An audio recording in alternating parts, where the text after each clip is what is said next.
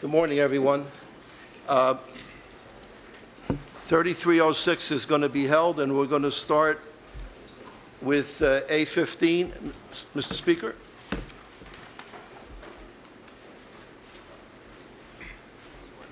Yeah, read the statement, please. On Assembly Bill number A-15, there's a Assembly Committee substitute.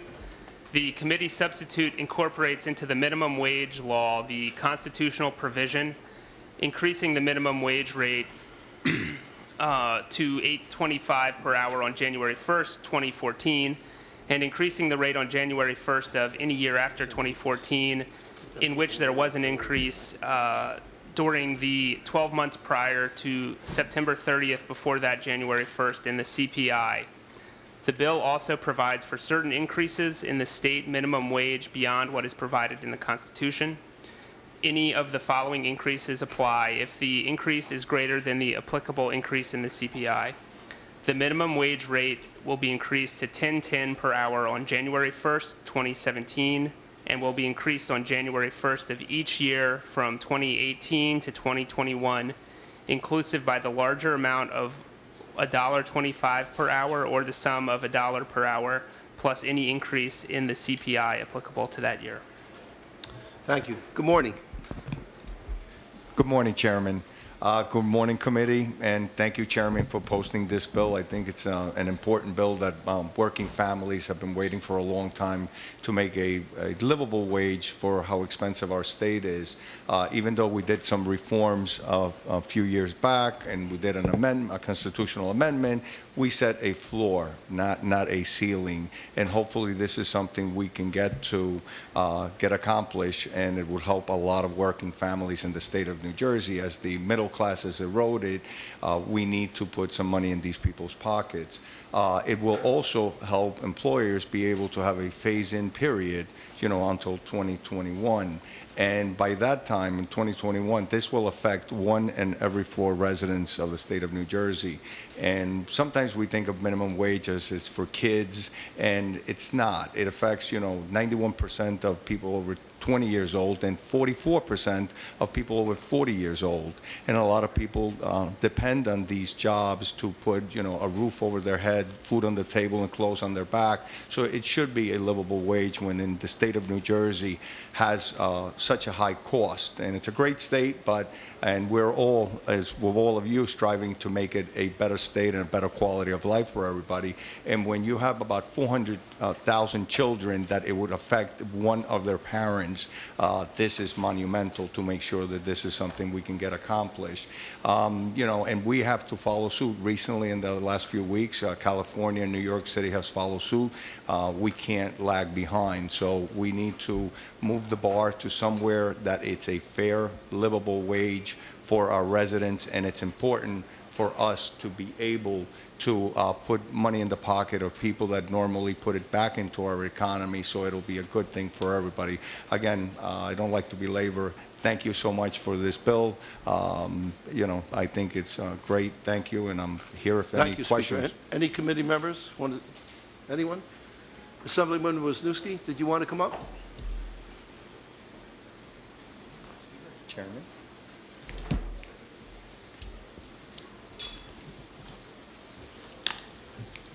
No light, John?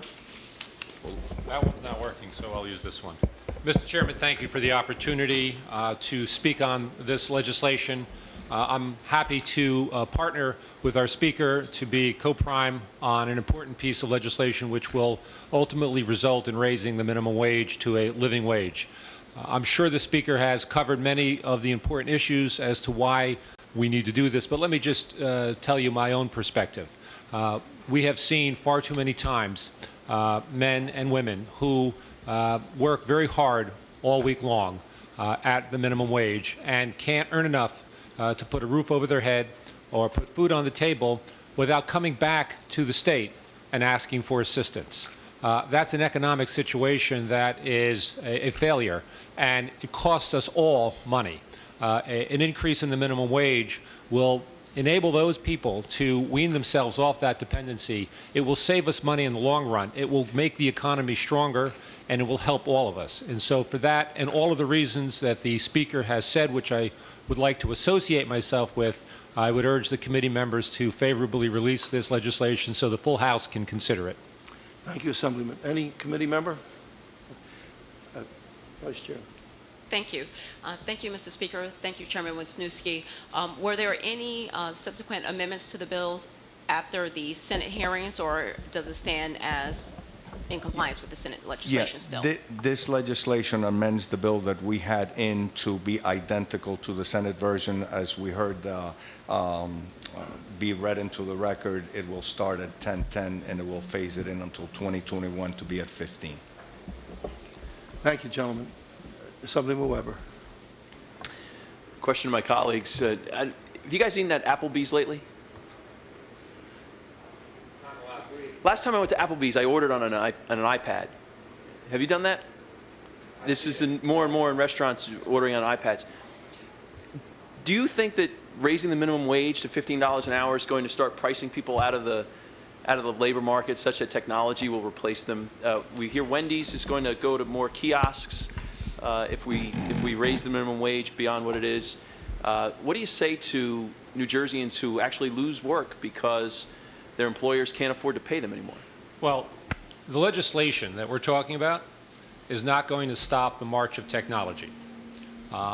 Restaurants, fast food, or sit down are going to try to employ technology to their advantage, no matter what we do legislatively. And long before we considered raising the minimum wage in New Jersey, long before other states raised the minimum wage, restaurants started employing these little pads on the table in which you can place your order and pay your bill. So for us to not make sure that people have a living wage because restaurants are going to employ technology is really to look at the situation backwards. Since they are employing technology, this is not an impact to them. They're going to continue to do that. They're still going to need people to bring the tray of food out. They're still going to need people to clean up the dishes. They can't automate that, and they're going to still have to have people to do it. And if I may add, you actually are talking also to a universe that, believe it or not, tip wagers are probably not in this bill, and it's something that we need to address. But as the chairman has said, technology moves along. We do in our phones, we do banking now. We can deposit checks directly in, and there's a lot of things. That doesn't mean that they're going to do away with tellers, but they are going to take advantage of all those technology, that they can. But you go back to when we were kids and would go into a McDonald's, it was a very different place than it is today. And it hasn't been driven by anything by the minimum wage. It's just technology. And listen, whoever is in business, and I was a small businessman, at one point in time I had a business, you try to be as innovative and to lower your cost. So obviously we understand that. But this is something I always said is great not to pay the minimum wage higher, but it's great for those people that have that money to come and spend it in your establishment. So it's sort of a little bit of double standard. So they'll have more money to spend in all these places, including Applebee's, that more people then can go and visit them. Chairman, I agree with you that I don't think we can stop the march of technology, but you can certainly speed it up. And when you raise the cost of employing individuals, you're going to give people incentives to find technology to replace them even faster. That's my concern. Actually, I didn't see that iPad and Applebee's until after we raised the minimum wage here in New Jersey. And when you start talking about raising that tip wage, Mr. Speaker, that's very dangerous to a lot of restaurants in the state. That's a very sensitive issue for a lot of our small business owners who happen to operate restaurants. And if I may, you used an example that is outside of the minimum wage in reality, because their wage is tied to the tips. So actually it was coming anyway, and they were going to do it as quickly as it was going to be available. So actually that was not the best of sort of examples in my opinion, because it's a whole nother universe. And not to argue, I get your point, but I think being in business, you're going to take advantage of whatever is available at that time. Technology is, you're not going to speed it up. You're going to just use whatever is available at that point in time. And just to the point, we hear this time and time again, and it's really the service economy where minimum wage is most relevant, where many folks are working at a wage today that they can't support their families. That service economy is still going to need people to serve other people. And we can, create all the scenarios of people losing jobs, but the reality is if you're running a restaurant, if you're running a bank, and you need a human to interact with another human, to bring a plate of food, to clear a table, you're still going to need those same people no matter what the minimum wage is. And the fact of the matter is that without raising the minimum wage, the costs that are being implied that we will have to pick up, well, we're picking them up now, but we're picking them up through our taxes as opposed to picking them up through the bill we pay at the restaurant. Vice Chair? Thank you, speakers. Assemblyman, through the chair, if you like, I'm the sponsor of the tip minimum wage bill, so you can join me on that. It's actually $2.13 that they earn, so I'd be happy to have you as a co-sponsor on that. Chairman, actually, Senator Space. they actually make far more than $2.13, far more than minimum wage, having done this every day in my private sector life, I can tell you. Yes. Thank you, Chairman. Senator Space. Sponsors of the bill. Just to hit on real quick what the Assemblyman Weber said too with automation. I know I quit check in the morning at home each day when I go in and get a cup of coffee. There is 4 automated machines. There's one fella that stands behind, or one person that stands behind the counter if somebody wants to buy a pack of cigarettes or something, over the age of 18, 19. Everybody else goes up to the automated machines. Just a few years ago, there would have been a person standing behind each one of those machines, and that's how things are changing out.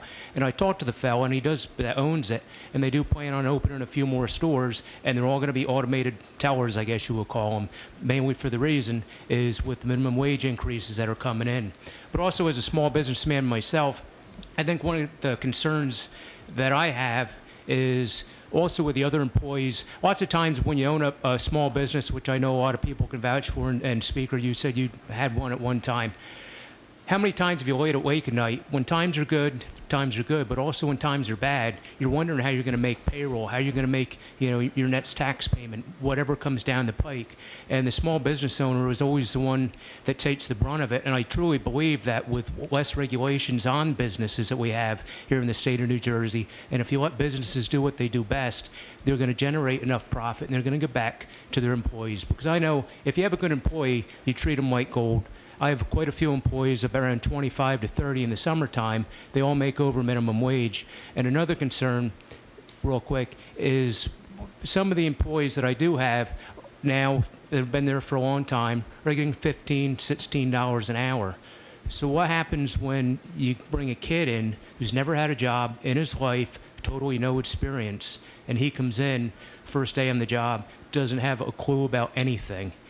And then my other employees that are $15, $16, $17 an hour, what do I do with them? They all have to be bumped up the pay scale just to be, it would be the right thing to do at that point. But where can the small business stay in business in the state of New Jersey? That's the question that I have with the scale that would have to go up when the kid's starting at 15 and then all your other employees would have to go up. That's a concern that I have. You use the words that are really appropriate. Do the right thing. We can't have a system in New Jersey in which government makes up the difference because employers want to pay less than a living wage. That's the system we have now. Employers need to do the right thing. And when you look at the incremental cost, and that's what we have to talk about, the incremental cost between what the minimum wage is now and what the minimum wage will be, it is a very minimal cost that will have long-term savings both for government and help spur the economy on. And one thing, Assemblyman, that you did mention, you said a kid, and as I mentioned before, 91% of people affected by minimum wage They're 91% is over 20 years old, and 44% is over 40 years old. So not necessarily you're going to bring in the best person for that job you wanted them to do, because you normally do you're going to interview them, and you're going to bring in somebody qualified that you're going to be paying them. And again, it's all relevant. And obviously, have had a small business, you take care of your people, and a lot of people would be exempt from this, as you basically mentioned that you're above it, so you would be okay. So normally, a lot of businesses are doing the right thing, and hopefully, we can get everybody to participate. Just very quick, respectfully, I mean, to do the right thing is let businesses do it on their own. It shouldn't be, regulated by the state government, once again, sticking their nose into small businesses. And just one more thing, Mr. Speaker. I think also that is going to, a lot of kids with their first job, that's going to alleviate them from getting a job too, is that, with us, with our business, we have a lot of different things going on, but we have a lot of kids that come in, 16, 17, 18, and they'll start working for us, and they work all the way through high school and through college, and so we usually get 7, 8 years out of them, and then they move on someplace else. But I also think that's going to keep a lot of young people from getting a job, because the businesses aren't going to be able to afford that price, and that's going to keep them out on the streets instead of starting out with a productive life. But thank you. Thank you. Assemblywoman Cliano? Thank you, Chairman. I want to thank the Speaker and all the prime sponsors for their leadership. As you know, I represent a district where most individuals do work 1, 2, or even 3 jobs. And at $8.25, how many hours do you think someone has to work just to pay for basic housing? In North Jersey, the average is around $1,000. So if you're working 121 hours just to put a roof over your head, what happens when you need to pay for food, electricity, water, and God forbid if someone gets sick, health costs? So it's important that we help individuals be able to afford to live in the state of New Jersey and to survive. It's important that we take care of it at this point, because as taxpayers, we're still paying safety nets. I was just at the Coalition to House the Homeless last night, and what is happening? Individuals that you would never see at the food banks are now going just to get basic groceries because they just can't afford their housing. So thank you so much for bringing this bill. I think it's an important issue. And yes, there's going to be, we're going to have issues that we have to work together to make sure that that will help the citizens of New Jersey. So thank you for your leadership. Any other committee member? You're welcome to stay or sit. Oh, I'm sorry. Assemblywoman McKnight. Yeah, thanks. Good morning. How you doing? As an entrepreneur, and knowing that, hopefully we can get this bill moved forward, I'm thinking of ways to bring in more services so that I can pay my employees. So I commend the both of you as well as the other sponsors for, putting this bill together. And we collectively, I just went to Rutgers graduation, and the President of the United States said that a CEO gets 300% salary from a regular worker. So is that fair? So as an entrepreneur and as a business owner, I need to make sure that I take care of my employees. So for all of us, that's what we have to do. Let's bring in some more services so that we can get more customers into our business so that we can pay our employees. So I commend the both of you and the other sponsors, and I'm looking forward, to serving and making sure that this bill hopefully, pass on. Thanks. Did I miss anyone? Okay, thank you. You're welcome to stay or leave. Chairman, thank you so much again for posting it. Committee members, thank you. Thank you. You're welcome. Mike Egerton and Tom Bracken.